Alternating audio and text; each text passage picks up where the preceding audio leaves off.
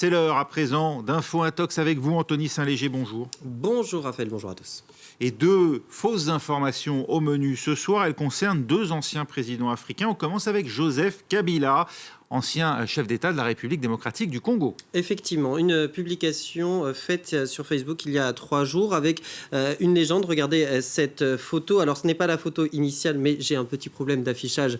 Ça arrive, mais c'est la photo qui nous concerne en tout cas. Sur la publication Facebook, on affirme à gauche que se trouve Joseph Kabila lorsqu'il était plus jeune et lui serrant la main Jamil Moukoulou, le chef des rebelles ADF. Les publications qui sont liées à cette photo évoquent des liaisons dangereuses. Pourquoi dangereuse? Parce que Jamil Moukoulou, il est accusé de crimes contre l'humanité par la CPI. Il a dirigé les ADF, ces groupes armés accusés, eux, de divers massacres qui sévissent dans l'est de la RDC, notamment au Kivu, et qui ont prêté allégeance au groupe État islamique en 2019. Alors notre journaliste, Aude de Gève, elle a mené l'enquête pour retrouver l'origine de cette image. La première étape, c'est non pas grâce à un outil de recherche inversé par image, comme on en parle souvent, mais grâce à une recherche approfondie avec des mots-clés, en s'appuyant aussi sur les commentaires Facebook dont je vous parlais. Résultat, l'homme de droite, eh bien, c'est João de Matos, celui qui a dirigé la force angolaise pendant la Seconde Guerre du Congo dès 1998, en soutien donc au régime Kabila. Son uniforme, d'ailleurs, ressemble fortement à ceux qu'ont les officiers supérieurs de l'armée angolaise. Qui est l'homme de gauche? Eh bien, lorsque l'on tape sur Google Images João de Matos et Joseph Kabila Congo, il y a une occurrence que l'on voit ici. C'est ce reportage de l'agence AP, reportage d'archives sur les troupes angolaises et les troupes de la RDC sous l'autorité de Laurent Désiré Kabila, le père de Joseph. Donc, parce que la photo virale, elle vient de ce reportage. On est le 30 août 1998 à Matadi, c'est dans l'ouest du pays, et à l'époque c'est l'un des derniers bastions rebelles contre Kabila père, et cette rencontre c'est donc bien celle entre João de Matos, qui est lui chef d'état-major de l'armée angolaise, et Joseph Kabila, qui est à l'époque chef de l'état-major de l'armée congolaise. Et le lendemain de cette rencontre, d'ailleurs, la BBC publiera avec cette photo en illustration un article qui évoquera justement cette participation de l'Angola en pleine guerre du Congo.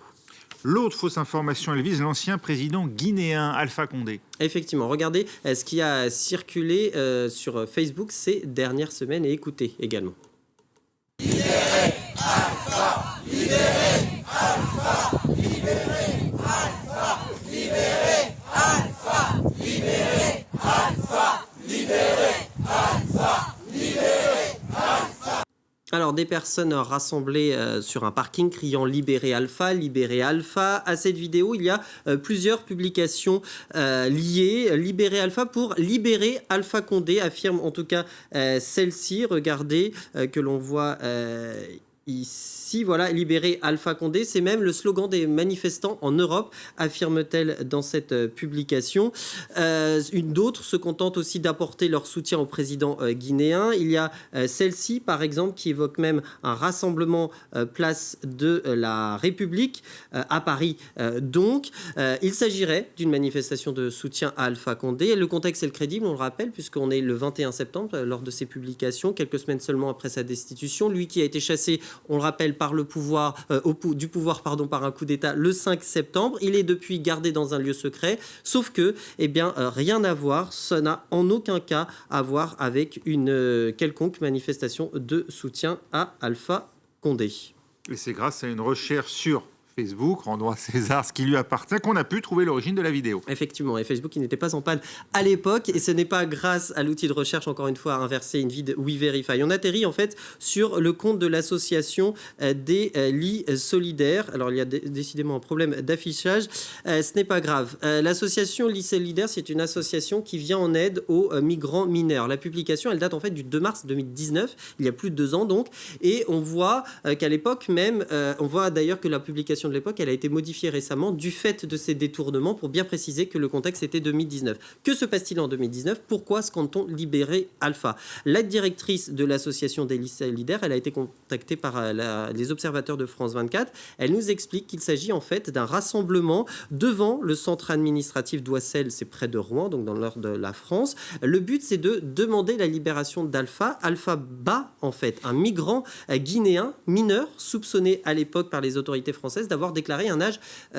inférieur à celui à son âge réel et menaçait donc d'expulsion. L'association va d'ailleurs publier sur son compte Facebook plusieurs photos de l'événement qui concordent avec les séquences de la vidéo, et notamment une banderole qui arrive plutôt en fin qui arrive plutôt en fin de vidéo, et qui d'ailleurs pouvait déjà donner un indice sur l'origine de cette vidéo.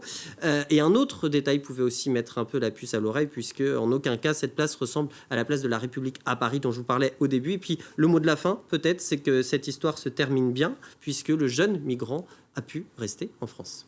Merci Anthony Saint-Léger pour Info Intox.